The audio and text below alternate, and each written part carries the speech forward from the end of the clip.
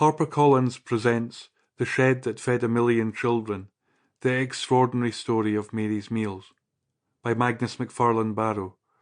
Read by Magnus MacFarlane-Barrow. Preface. When I wrote the first edition of this book, in the same shed in which I am typing now, I could never have imagined the extraordinary things it would inspire in the lives of some who read it. One reader was prompted to make a £1 million donation to the work of Mary's Meals. Another young couple in the Czech Republic, having saved for many years to build a new family home, were given a copy of the book, and after reading it decided instead to use their funds to start a new branch of our mission in their homeland. Many other readers let me know that reading this book reawakened in them a faith they had lost or had never had. And many, many more joined our movement, offering beautiful, freely given acts of love for the little ones we serve. I cannot claim the credit for any of these good things. They are not related to my writing skills or lack of them, or my part in the story. The book has had this impact only because the story itself, one I could never have made up, points us towards some deep truths, like just how wonderful human beings really are. Of course, not every reader had a profound life-changing experience, and one or two didn't like it at all, like the person who described me in their review as Adolf Hitler's Alsatian, and in doing so made my children laugh a lot. But the publication of the book also had a huge impact on my own life, providing all sorts of enriching and sometimes uncomfortable experiences. More importantly, its success has acted as a powerful catalyst for amazing growth in our mission.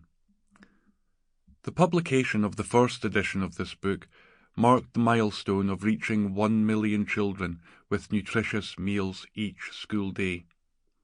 It had taken us 12 years to reach that happy number.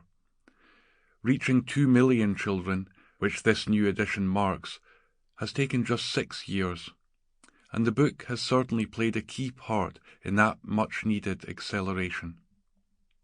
As well as celebrating the reaching of this wonderful new landmark and recounting some of the astonishing events that have occurred in the years since first publication, I hope this updated version of my book proclaims more loudly than ever that this is possible. Our vision, that every child in this world can at least eat one meal every day in their place of education, can and must be realized. That this is indeed possible is made clear by the continued extraordinary story of Mary's Meals, a story comprising countless demonstrations of the startling goodness of people.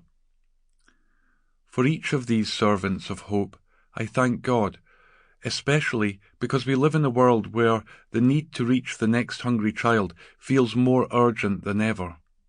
If humanity, through enormous investment and determination, can find a way to defeat COVID-19, why can we not do the same with hunger?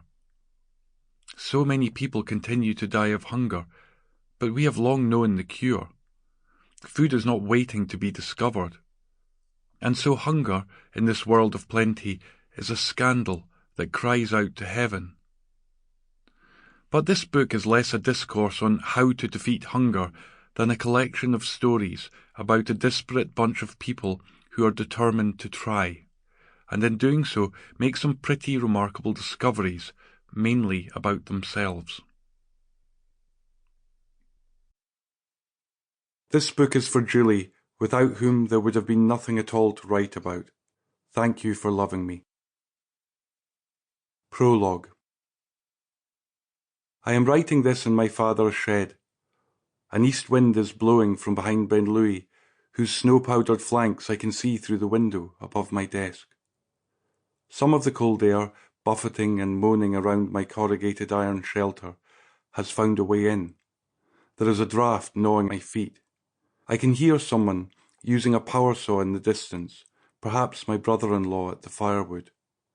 And every so often a tractor chugs down the track towards the farm. We don't know exactly when the shed was built. It was certainly here a long time before we arrived in 1976.